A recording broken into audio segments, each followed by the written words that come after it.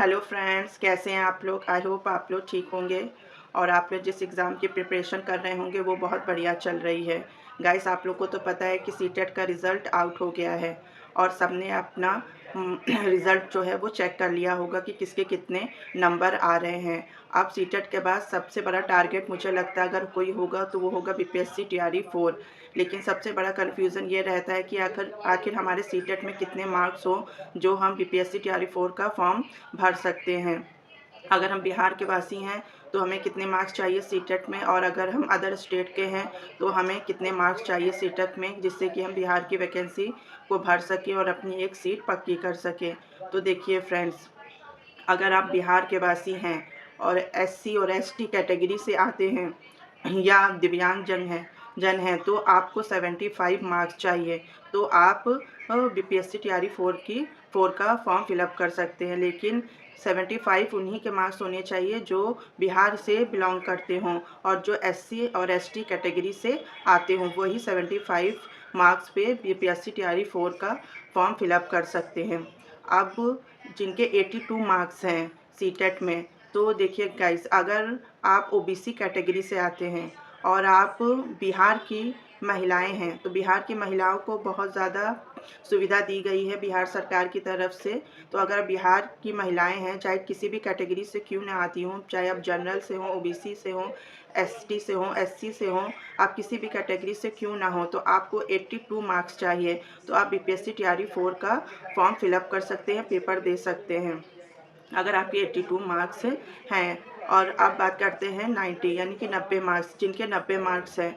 तो जैसे बिहार में जो बचा कौन, वो बच्चे मेल।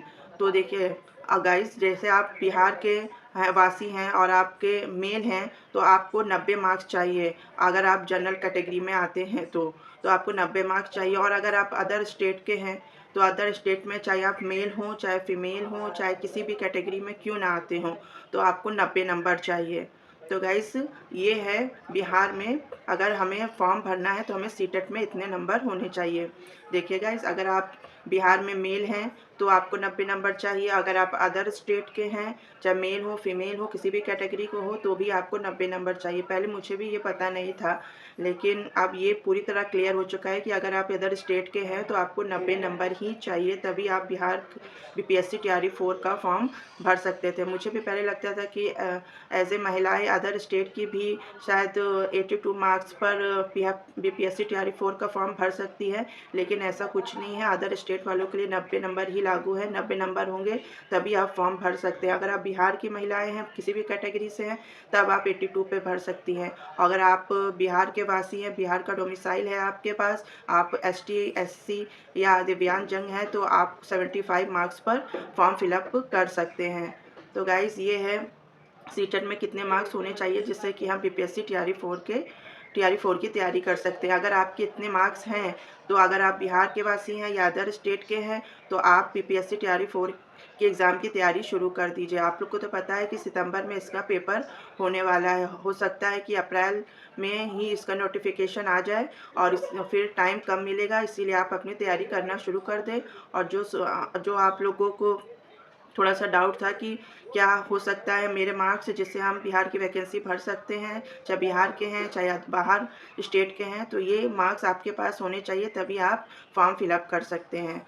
ठीक है गाइस, तो आप लोग अपनी तैयारी करते रहिए और बेस्ट से बेस्ट नंबर लेके आइए। जिस तरह आपने सीटेट क्लियर किया है उसी तरह बीपीएससी टीआरई 4 भी क्लियर करिए। और अगर आप बीपीएससी टीआरई 4 में पास हो गए तो आपकी एक सीट पक्की है, तो आपको एक नौकरी मिल जाएगी और आपका जीवन भी एक नई टारगेट की तरफ बढ़ जाएगा।